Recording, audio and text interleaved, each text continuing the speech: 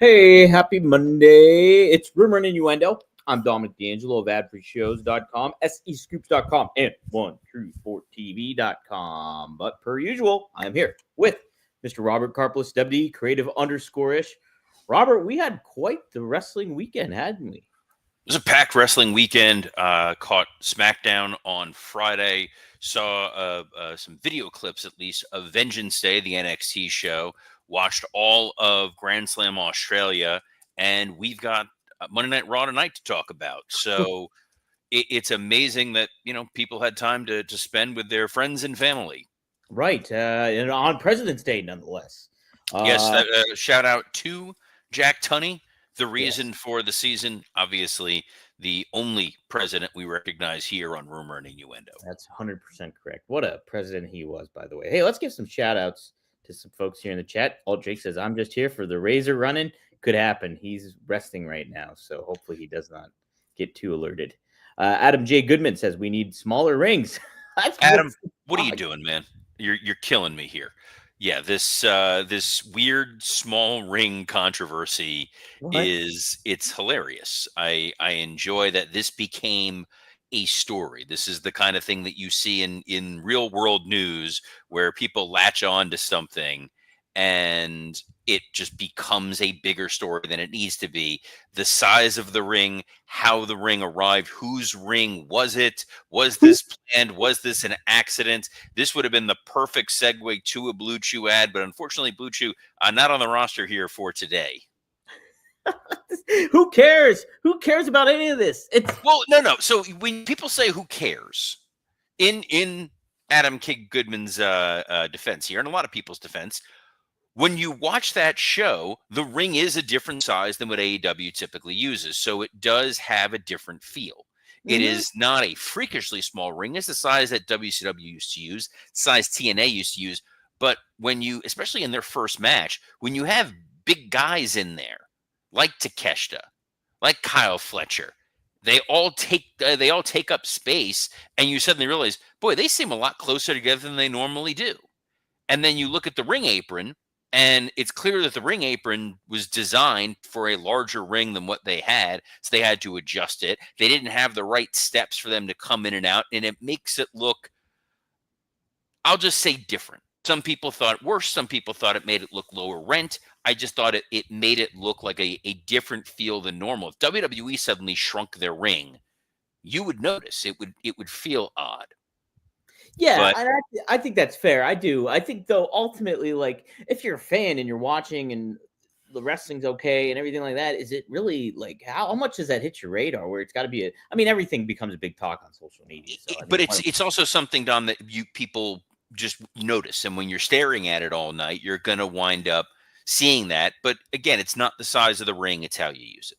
Right. And AEW, I think, use that ring efficiently, effectively. Do we want to talk SmackDown first? Do we want to dive into AEW? We want to let Adam Goodman dictate how our show operates? No, let's indeed talk SmackDown. I like this show a lot, Robert. We're getting more and more on that road to WrestleMania, and there's some indications here with that. We had Charlotte Flair make the announcement she did choose Tiffany Stratton for her title match. And then we get some further development, a little tension there between the new bloodline. What did you think of this show here, Robert, for SmackDown? Again, SmackDown continues to be a very effective, straightforward 3-hour program. It evolves and develops nicely. You understand why it's 3 hours now, and eventually we'll scale back to a 2-hour model because there's a lot of story they need to cover. I'm just looking at those notes right now, and we're not going to go segment by segment here, but the needle drops, I think, that were most important was opening with Cody talking about the folks that are in the Elimination Chamber, the number of people that he may be stuck facing, but that none of them are Solo, the guy who attacked him last week, that no matter what Solo Sikoa does, that guy entering the chamber, he's not factored into WrestleMania. He doesn't matter. So Drew coming out and saying, well, I matter and I could be going after you. And then him facing Jacob Fatu, and even he backing off Fatu was a great way to set up the main event, remind people, heel, babyface, it doesn't matter. Everyone is scared of Jacob Fatu. And it's those little subtle reminders that I think are great. The Naomi beating Chelsea Green surprised the hell out of me. Mm-hmm. It does feel like we are going to get more of a story at Chamber than I thought otherwise. I'm disappointed just because they are in Canada. I would have liked to have seen Chelsea do her thing. And she's also someone that when you put her in any situation, Dom, she winds up delivering. Are you concerned about these secondary titles not really feeling very primary? Give Like, me a for instance here. well, I mean, for instance, we have Lyra Valkyria losing to Bailey on Raw, and then we have Chelsea Green, the United States champion, losing her qualifying match. Is there a concern that, like, hey, yeah, they're champions just a name, but it's like, are they going to get lost in the shuffle almost, these titles, like what AEW tends to do with their championships? I think in the Lyra situation, they really tried hard to hammer home this idea that Bailey is a former WrestleMania main eventer in theory because she won the Royal Rumble. She's a former women's champion, and that it was pushed to the limit, and that Mhm. Bailey just barely beat Lyra. It doesn't offend me as much. To go in a sort of a more old school example, it would be if you had Hulk Hogan beating Bret Hart in a qualifying match. Yeah, Hogan would go over because based on their hierarchy, that Hogan would be above him, but it would be closer than just a straight up squash situation. So I'm a little less concerned with the Chelsea because Chelsea is someone that you can beat 1,000 times out of 1,000, but as long as she's the champion, she still has something to talk about. And she's more of a JBL style champion than otherwise. Because if Chelsea Green was a world beater, this character doesn't make sense. Sure, sure. Yeah, it's true. Yeah, I hope that they kind of. It sounds like from Vengeance Day, you talked about that. Looks like they're bringing some female talent up to the main roster, so looks like they'll be stocking that secondary title contention list a little bit more with some newer talent. So I am optimistic in that regard. So it looks like they're doing some a little attention to detail moving forward. If I were to have to take a guess. The men's secondary title on SmackDown got a little advancement with the Nakamura LA Knight Miz situation. Miz Mhm. continuing to show why he really is remarkably talented. Yes. Like I know he's the Miz and people like to bag on him, but weaving the reality of the situation with LA Knight with the storyline situation, getting you to care about a Miz LA Knight match in 2025 was pretty impressive, and advancing the Nakamura LA Knight storyline. So all that I thought was really strong. The Kevin Owens Sammy stuff I thought was very strong. The idea that we're going to see something at Chamber. We had hypothesized it was going to be a match because you want to sell tickets by saying Kevin's going to be here and Sammy's going to be here. But if it's a confrontation or a non-sanctioned whatever, as long as you're telling the ticket buying audience when you pay your money, you will see Kevin Owens, you will see Sami Zayn, there will be some sort of interaction that may be helpful, as might be the appearance of Trish Stratus. Yeah, speaking of, she did make an appearance on SmackDown and was attacked by Nia after the match. The disqualification that was received, I liked that outcome too. I think it protected Nia, protected Tiffany, and we get those stories intertwining with one another. Charlotte coming out and making that challenge.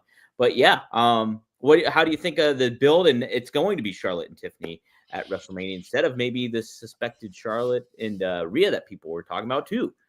I think we're spared Charlotte and Rhea, Mhm. so that's always a plus. We also don't necessarily know that Rhea is going to be the person defending a title at Mania since they are doing a Rhea EO match. Good point. I'm not saying that it's necessarily going to happen. There is the outside possibility that they get to EO and Bailey since they've been kind of teasing those two, reminding their issues of the past. And you could have Rhea do something else. I Mhm. don't think that's the case. They do have that lever that they can pull. Right, right. Yes, and then we have the main event. It's Jacob Fatu taking on Damian Priest and Braun Strowman. Damian Priest gets the win and will be qualifying. So we got Fatu out, we got Strowman out. Then we have the new bloodline getting intermixed with Solo Sikoa coming in, Cody defending them, Damian and Cody on the same page. What do you think of the ending? What do you think of Damian being in this match? You kind of predicted this earlier on. I had said, yeah, that it felt like we were going to get to that where my concern was was that the reason that Damian was going to win is that we were going to get more of this Braun Strowman Jacob Fatu feud. Mhm. It now kind of feels like Jacob Fatu is being sucked into whatever's going on with Solo, which I'm all for. Priest winning is fine. It helps him. There was a video pre-tape that he had earlier in the show to remind people, like, hey, I'm here too. I do count. Nobody takes me seriously. Nobody should take me seriously, but I am here. So that was fine. And having Cody intervene, advancing the Solo story, that moment where Solo accidentally hits Tamatonga and Jacob Fatu sees it and gets enraged. We're telling something here. It feels like there is a motivation forward for what they are doing with Jacob Fatu and Solo and the Bloodline. So they're not going to get totally lost in the shuffle. And I think No. that's a smart idea, Dom. And I think it creates some intrigue for Jacob, creates some intrigue for Solo, who we're like, what's next for him? So yeah, I like this, and a new kind of unexpected recent tension with the Bloodline. So I like that. What do you think of Vic Joseph on the call? I thought Vic Joseph was great. Very, he's serviceable. He's a guy who, in that role, you're directing traffic, you're moving things forward, you're not making it about you. Yep. And I thought Vic Joseph did a fine job. I still missed Joe Tessitore. I think Joe Tessitore brings something different to it, but Vic Joseph is a guy that you can just sort of plug in and he works. He has a good chemistry with Wade Barrett. He obviously knows all the storylines. He knows how to tell what he sees on the screen and convey that to the audience in a way that they can feel connected. So great opportunity for Vic Joseph to show what he can do, and refreshing to hear him talk without Booker T interrupting. Yeah, I thought Vic fit himself in really well. I thought he picked and choose his moments when to be like funny and stuff like that, but called the action and felt like a good announcer that was credible and everything like that. So props, shout out to him. Like a mid 2000s VP pick. He's a bland white guy. All right. Hey, also some news that broke regarding SmackDown. Road Dogg was announced as the new head writer. Not announced, but reported to be the new head writer of the product. And we get Road Dogg has experience doing that in the past during the 2016 era, stuff like that. As per usual, social media comes and fires back with their own comments. AJ Styles goes to bat for Road Dogg and says, before judging this guy from his past performance as the head writer, just know there was a man who picked it apart to the point it was no longer his ideas anymore. And I do know that Road Dogg was the big advocate and the big reason for Kofi Mania and stuff like that. So I'm pretty optimistic. Road Dogg knows the entertainment aspect of the business. So, and I like what Road Dogg does. I worked on his podcast. So I like him in this position, Robert. I think he's a good fit. Appreciate you giving the full disclosure of your bias when Absolutely. it comes to Road Dogg. So he's co-head writer. He's not necessarily head writer. Co-head. I think that's something that's relatively important, that he's not the sole creative voice for SmackDown. They had just moved somebody into that role, I want to say in August. So the show that we've been getting has been consistently good. Road Dogg is a great mind for the business. AJ pointing out the idea that Road Dogg he's got a great mind, but the previous matters that we're judging him on weren't his. It's Vince's. I know that better than anybody. Anybody that was on creative and you see what's on television, like, oh, you're responsible for Snitsky. It's like, no, we're just there in the vehicle that Vince is steering off a cliff. I did not drive it off that cliff. I'm just a trapped, helpless bystander.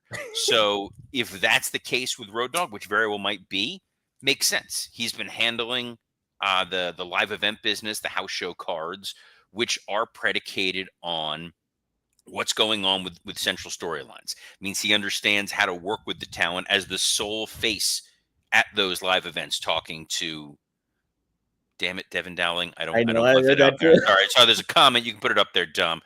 Punting a baby was Robert's idea. Cool. It was not. How dare you, sir? When it comes to Lita's babies, we're all pro-life in the scripting of those segments. But especially because Snitsky did not get great air on that baby. If you go back and watch it, he could have punted that thing a lot further. Right.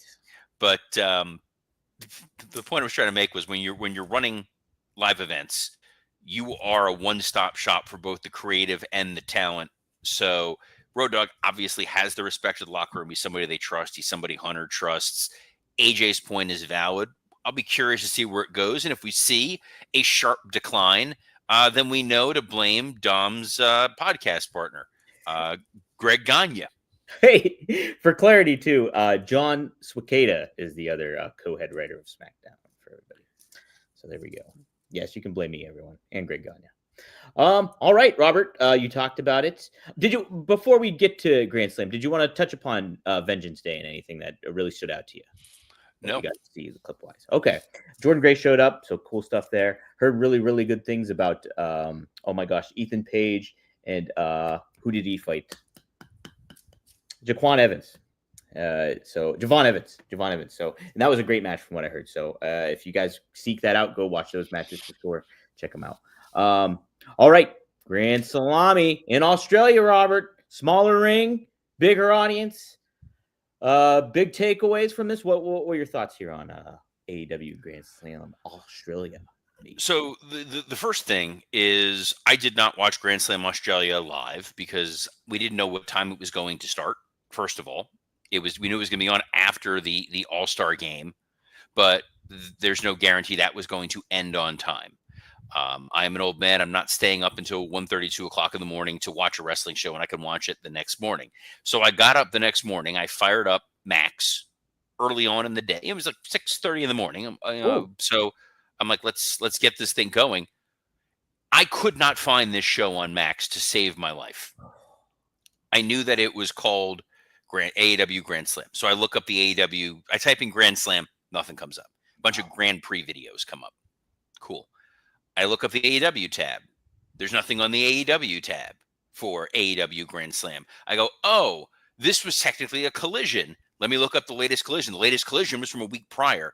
This was under the AEW Dynamite it was called the February 15th Dynamite replay. What? Yeah. Wow. So I finally found it and then was able to sit and watch. Wow. So I was a little annoyed because it took about 15, 20 minutes to do so. And, I was like, I just want to watch this damn wrestling show. Do not make it harder for me. Right. Man, so somebody in the Working Stiff group chat, not the group chat, in the Facebook group mentioned that too, how difficult it was to find on there too. So yeah, it was very, very tricky. It's one of those things like it's a Saturday morning or a Sunday morning. The only thing you want to do is sit and watch some wrestling and have some breakfast. And Dom, speaking of my my Sunday morning breakfast routine, as a kid, I love getting up, watching WWE program, and love to pour myself a bowl of cereal. As an adult, I don't want all that sugar, and most of the cereals don't give me the protein that I need. Then I found Magic Spoon, a nostalgically delicious cereal that tastes just like my childhood favorites, but without the sugar and with a ton of protein. And if you're already a Magic Spoon fan, I have big news. Magic Spoon has turned their super popular cereal into high-protein treats that are light, crispy, and taste just like those classic crunchy cereal bars. Magic Spoon's brand new treats are so delicious and have already become a favorite before and after gym snack. I go out for a run in the morning during the work week. I come home, brew myself a cup of coffee, pop one of these treats. I'm good to go that keeps my energy going while doing this show.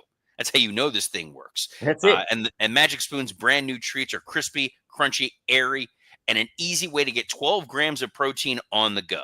And for the first time ever, Magic Spoon treats are available in grocery stores with delicious flavors like marshmallow and my favorite, the chocolatey peanut butter. You get $5 off your next order at magicspoon.com/rumor.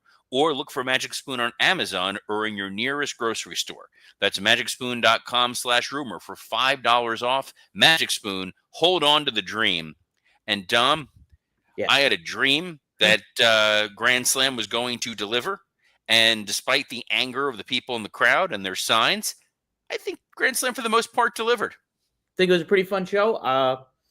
And some decent developments, I would say, when it came to the title change at the end in the main event. But I mean, if you want some good action when it comes to, getting the crowd fired up and everything like that, you get Will Ospreay, you get Kenny Omega, and you get Takeshita, and you get Kyle Fletcher. So, and that match definitely delivered, Robert. Yeah.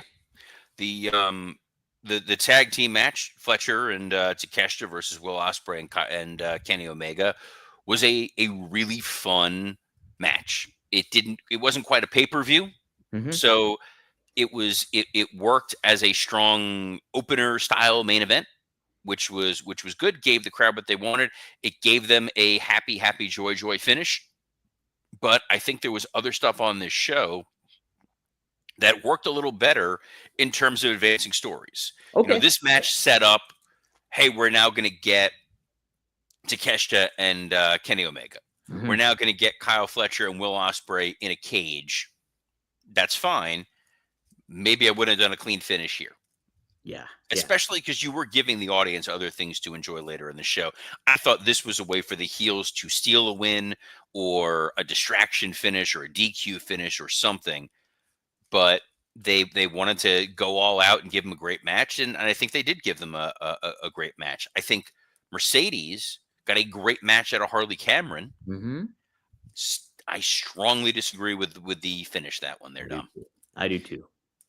I think Harley right now is such an of the moment thing. It's lightning in a bottle. You don't know how much longer that's going to last. That was the right crowd. That was the right environment. That was the right beat of this storyline. The puppet was over. She was over. I kept thinking this is going to be it. We're going to see a title change. And by the way, it is a title change where you can pull it back in 2 weeks. If Harley Cameron momentum fades, hey, you know what? She was the best against Mercedes Moné on one night when Mercedes has been defending 45 titles and she's traveling all over the world and she's wrestling nonstop and someone lesser than her caught a pin and beat her. Mercedes is going to get her revenge and you fix things. But if it's working, why the hell not go with it? Instead, Mercedes beat Harley Cameron, and now they're moving on to Mercedes and the woman who was front row, whose name escapes me. Yeah. Well, Robert, the thing is too, it would be an appropriate redirect for the title itself because that is the secondary title for the women's division. So, and Mercedes Moné is arguably your top AEW women's star you have. So to get her up to that main title picture, maybe with Toni Storm later on or whoever you got going, but like giving that moment to Harley Cameron is not just a moment for personally for her. It's a moment to build a new star for you, your company. And I completely agree with you. It's a missed opportunity, I think. The Moxley and Claudio versus Cope and Jay White match. Crowd was happy to see Edge. Mm-hmm. I don't think they were as happy to see Cope as they were to see Edge. That's how I felt the entrance was. It was like, oh man, we're seeing this, and then it was like, oh yeah, it's Cope. Sorry, there's a great question here from Adam who asks, why aren't they selling the puppets? Why weren't they selling masks? As I say, they consistently are not concerned with merchandise sales, and I know that you can take the thing. I know that the way their contracts are structured, a lot of these guys are getting sort of primarily a guaranteed salary, so they're not overly worried. I'm sure they'd love that additional merch money, but it's right there. If you had people on the front row that had those puppets, oh my God, would have been stellar. Yes. You could have literally had a plant in the crowd who had one of the puppets. Harley takes it and uses that puppet instead of bringing her own. Right. Couldn't get the puppet through customs, but we took someone else's puppet. Somebody else. I wish the Death Riders didn't get through customs because this match, it's not a great sign when the match ends and the crowd is chanting bullshit. And not in the storyline way of, oh man, we want to. This is these dastardly heels. It was in the, please make this stop. Yeah, we're begging you. We don't want this. Yeah, choking Cope out before he has a match. So the commentators did a good job of explaining the neck fusion surgery and the concern that what he's doing to his neck can cause longstanding damage.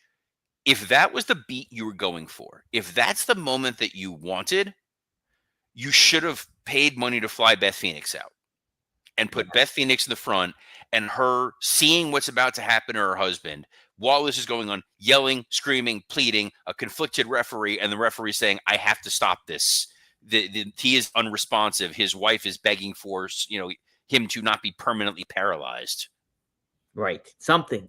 But Robert, again, it's with this neck injury stuff. It's the same tone and hit they're going with the Bryan Danielson thing, and it's just like find something different. I know that wrestlers have they're supposed to be dangerous, and they do what no one else does, and that's fine. Except everybody else kind of does it. For the interest of time, because we've only got 2 minutes left to go here. Buddy Murphy and Kazuchika Okada was a fine match. Kind of flat finish. The low blow and the pin. I thought Buddy acquitted himself well. He looked like he was in phenomenal shape. He looks like a big time star. He's someone I hope that they find something to do with. And then in the main event, Toni Storm beat Mariah May. Mm-hmm. It kind of fell flat for me. I was concerned in advance that, we're just going to see Toni beat Mariah. I don't want to see that. And then when all was said and done, Toni beat Mariah, and I don't want to see it. Yeah. Well, I mean, I appreciate the attention to detail that they've done with like the small package thing that they've been doing throughout the whole course of Toni returning and stuff. And that's how she gets the win. But I mean, a big win with a small package on your main event in comparison to other losses happening on the card and things like that. Little bit of I'm not sure if how it much hit it makes ultimately, I'd say. I think the selfish thing for me, and I think Devin Dowling hits the point, right? Oh, sorry, it was Dre Owens hit the point here. So now what's next for Toni? I think more is concerning is what's next for Mariah. Once someone wins a title and a feud ends, the other person tends to vanish and disappear. I don't think there's somebody who's immediately set up for Toni. I don't think there's a next person who's directly in line. Chris Statlander and Thunder Rosa seem to be in a feud with Megan Bayne, which is great, but that's them. Mercedes retained, so she's not going after Toni Storm. Nope. Are we just going to get another Mariah May Toni Storm match, feud, something?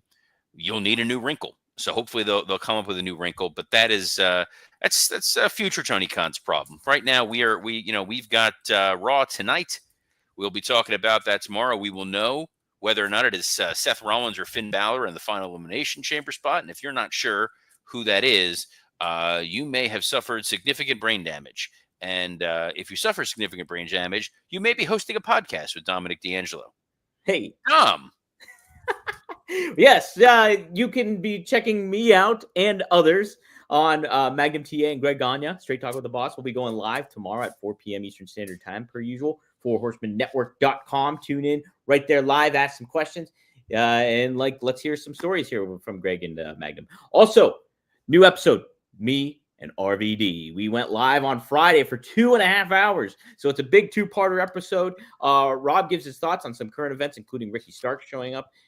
I love that's how you guys spent your Valentine's Day. We spent 2.5 hours. There is nothing sweeter than the idea that Rob's ignoring Katie Forbes, you're ignoring poor Razor, who just wants some love and attention, and you guys are spending Valentine's Day doing that. She showed up. Katie showed up. But we did a fun memory game with Bobby Fulton Saga. You got to check it out. It's worthwhile. I busted out laughing, something that Rob did during the game. You have to check it out. Go to rvdtv.com. That episode is up right now. You can also check it out later today, 4:20 p.m. Eastern Standard Time on all your podcast locations. Robert, I'm sure you're going to be recording a Patreon here with Scott, but this week's Working Stiff's a good one too. Yeah, I'm looking forward to doing this week's Working Stiff with myself and Scott Chaplin. We always want to bring it. We recorded an episode on Friday that went off the rails a little bit in the best way. Thursday was in the best ways possible. It's up now. It's fired up, Scott Chaplin. Every once in a while, you get just like wild hair up his ass, Scotty, and that was what we got. So it was a lot of fun. What's fun is getting to do this show every Monday through Friday at noon Eastern, and you can catch us on a plethora of platform, not just one platform, but a plethora. And the WWE Creative _ish X account, the at Dominic D'Angelo X account, the at SE Scoops X account, and on YouTube, Rumor and Innuendo, Working Stiff, and ad-free shows. You can always catch the audio version of this show on Spotify, iTunes, and wherever you get your podcasts. So on behalf of Rob Van Dam's true Valentine, Dominic D'Angelo, I'm Robert Karpelis. Best of luck in your future endeavors. You're the other Robert that steals my heart, Robert.